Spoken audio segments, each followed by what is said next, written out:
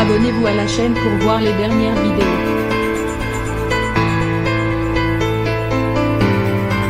Pascal Bataille a beau être l'un des rois du numérique et du petit écran, cela ne l'a pas empêché d'investir dans d'autres projets.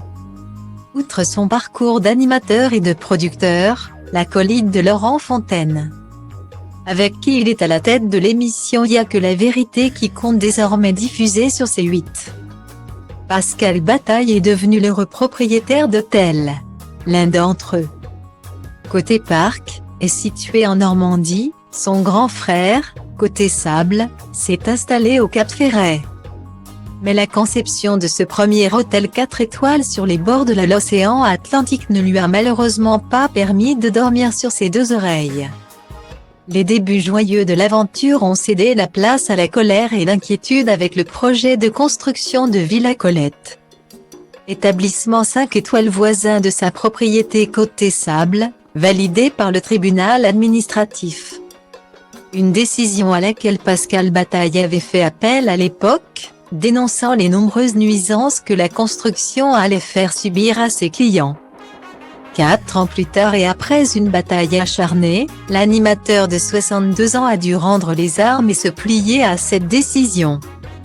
Le 15 décembre 2020, la Cour administrative d'appel de Bordeaux rendait sa décision et validait une fois de plus le permis de construire de l'hôtel Villa Colette.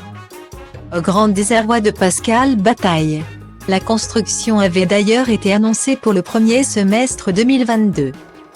Lâché par la justice, Pascal Bataille s'est donc concentré sur son retour à la télévision. Ce jeudi 8 septembre, c'est sur C8 qu'il présentera, en compagnie de Laurent Fontaine, un numéro spécial de Y a que la vérité qui compte. Les deux animateurs emblématiques proposent de redécouvrir les séquences les plus cultes du programme. Un moment de nostalgie promis pour les 20 ans de l'émission. Si ce numéro spécial de Y a que la vérité qui compte est très attendu. Quid d'un véritable comeback?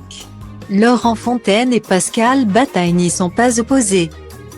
Sous certaines conditions du moins, on serait partant si ça devient concret.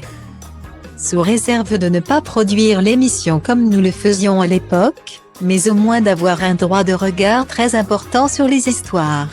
Affaire à suivre.